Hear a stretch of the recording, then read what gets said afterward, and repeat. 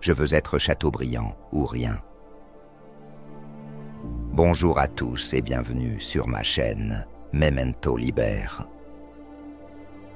Par la puissance de sa plume, Victor Hugo transcenda la littérature mondiale par son chef-d'œuvre universel, Les Misérables.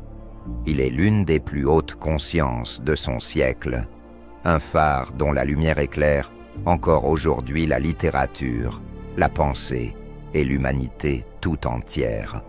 Poète visionnaire, dramaturge audacieux, romancier magistral, il a embrassé toutes les formes, renouvelé tous les genres et imposé partout sa générosité, sa passion, son verbe éclatant.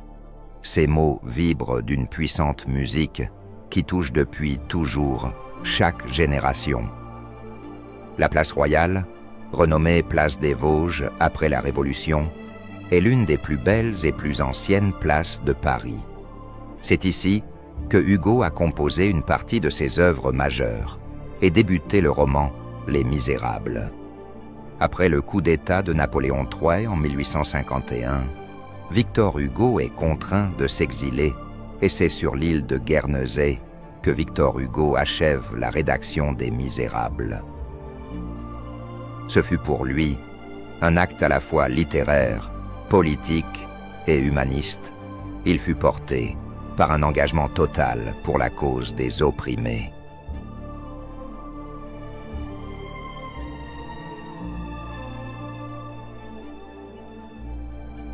Entre la bataille de Waterloo en 1815 et le Paris enflammé de l'insurrection républicaine de 1832, Victor Hugo vient nous conter l'histoire de Jean Valjean.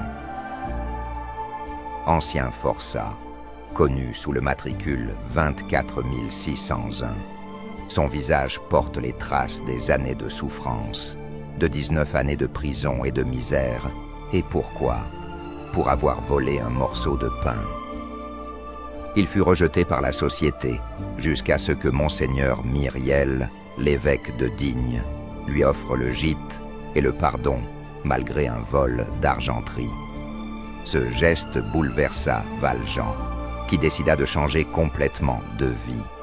Il prit l'identité de Monsieur Madeleine et devint un industriel riche et bienveillant.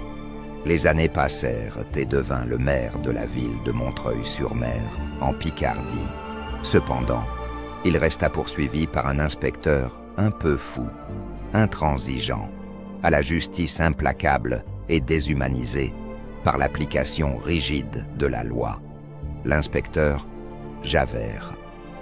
Un jour, il suspecta M. Madeleine, car témoin de l'accident survenu au vieux charretier Fauchelevent, et le voyant soulever avec son dos la charrette qui écrasait le malheureux, il crut reconnaître son ancien forçat du bagne de Toulon. Fantine, une ouvrière pauvre de la ville et mère célibataire d'une petite fille nommée Cosette, décide, le cœur gros, de la confier à des aubergistes, les Thénardier, présentés comme de braves gens à Montfermeil. Elle croit que Cosette y sera aimée, logée, protégée, mais les Thénardier se révèlent cruels.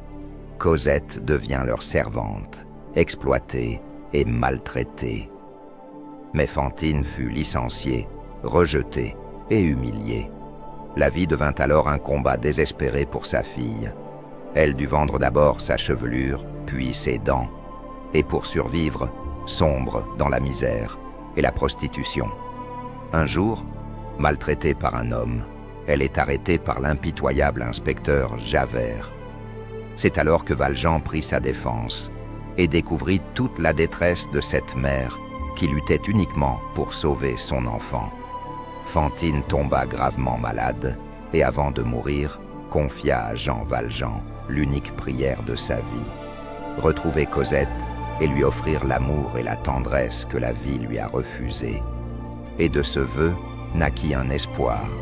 Jean Valjean recueillit Cosette, la délivra de l'enfer des Thénardier et l'éleva comme sa propre fille, dans l'amour qu'elle n'avait jamais connu.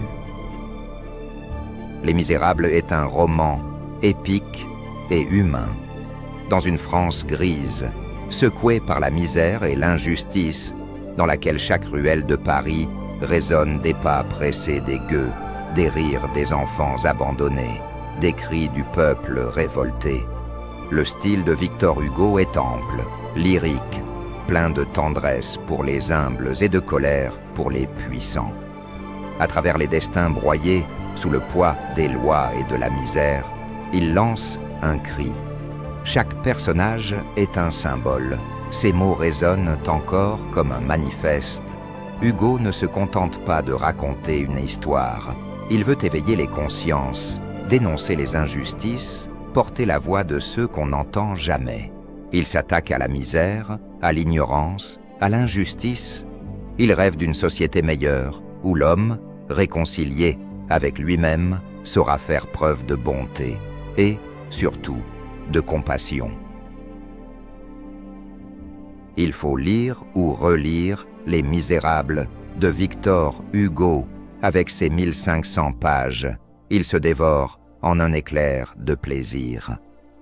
Découvrez de nombreux personnages secondaires ou méconnus qui enrichissent l'univers du roman, dont le touchant Titi de Paris, Gavroche et tant d'autres. Alors dites-moi, Monsieur Hugo, si vous pouviez passer un message à nos auditeurs aujourd'hui, après plus d'un siècle d'absence, quel serait-il? Je rappelle que le progrès matériel n'a de sens que s'il s'accompagne du progrès moral. Je dénonce le repli sur soi, la haine et l'indifférence, et j'exalte à la fraternité universelle et le devoir d'aimer et d'aider autrui. Si vous souhaitez d'autres vidéos de notre génie français de littérature, je vous les mets en lien à la fin de cette vidéo. Alors, merci Monsieur Hugo pour ce roman anthologique, et surtout merci à vous mes auditeurs pour votre temps et votre écoute. Je vous dis à bientôt sur ma chaîne pour une autre vidéo, mais en attendant, prenez soin de vous.